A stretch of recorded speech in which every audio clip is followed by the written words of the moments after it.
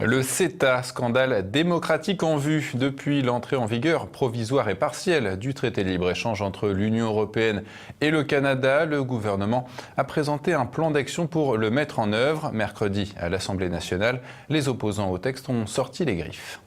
Néfaste pour les normes, pour les agriculteurs et pour l'environnement, les opposants au traité de libre-échange CETA ne manquent pas d'arguments. Ils étaient confrontés mercredi en commission à l'Assemblée nationale à deux ministres chargés de défendre le plan d'action du gouvernement sur cet accord scellé l'an dernier. Un rapport d'experts missionné par l'exécutif pour l'évaluer avait pourtant été rendu début septembre au président Macron qui avait indiqué qu'il devrait tenir compte des accords de Paris sur le climat. Or, les auteurs du rapport rendent un avis plus que critique, pointant en toute pudeur le manque d'ambition de l'accord sur le plan climatique. En particulier parce que le transport maritime reste très en retard pour développer une stratégie crédible. Malgré tout, fin octobre, le gouvernement dévoile son fameux plan d'action. Tous les membres du gouvernement semblent optimistes, sauf le ministre de l'Environnement Nicolas Hulot, qui refuse d'assurer sa pleine efficacité. Une cacophonie renforcée par le fait que le texte traite bien de l'accord entre le Canada et l'Union européenne, mais aussi des futurs accords commerciaux que la Commission européenne entend négocier, comme le TAFTA avec les États-Unis.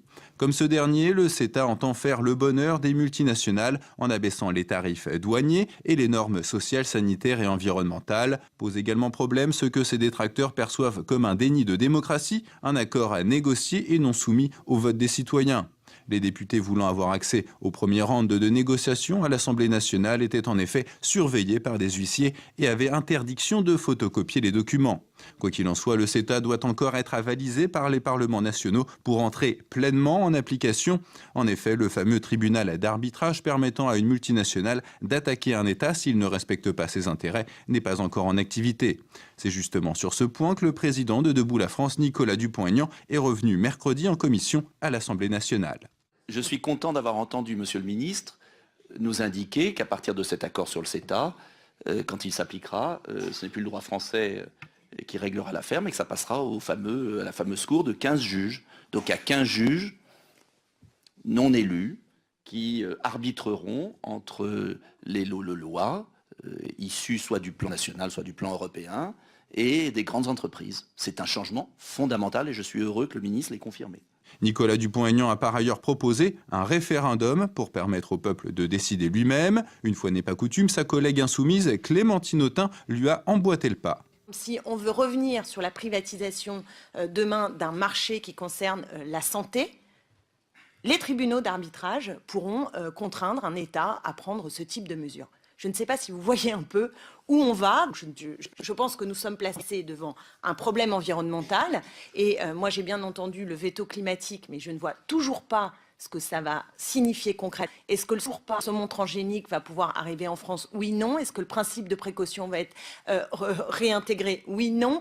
Est-ce que, par exemple, la ractopamine, exactement, elle va pouvoir, elle aussi, être réintégrée et arriver chez nous? Oui, non. Ce sont des questions qui sont des questions concrètes. Le député de la France Insoumise, Clémentine Autain, va plus loin pour dénoncer le fondement même du CETA. Donc, le débat est un débat très important, très sérieux, très grave. Et pour l'instant, il se place non pas dans le cadre d'une transparence en termes de débat public, mais plutôt dans le dos des Français qui n'ont à peu près, je dirais, aucune information sérieuse, aucun débat sérieux. Et même le Parlement français est éloigné de la décision, puisque le CETA s'applique aujourd'hui sans même que le Parlement français n'ait eu à se prononcer, ce qui est quand même pas un problème de transparence simplement. Nous sommes face à un problème de souveraineté. Est-ce qu'on décide que des clauses incroyables vont s'appliquer dans notre pays et tirer vers le bas tout ce qui concerne la santé, l'alimentation, l'agriculture, les services publics, l'emploi, et bien sûr l'environnement? Est-ce que tout cela se décide dans le dos des peuples ou est-ce que le peuple français peut être associé à cette décision? En France, le projet de loi de ratification sera présenté aux députés à une date pour le moment non arrêtée et la ratification devrait avoir lieu à l'horizon du deuxième semestre 2018. Pas vraiment populaire, le CETA pourrait bien être une épine dans le pied macronien, un peu comme l'avait été le traité de Lisbonne pour Nicolas Sarkozy.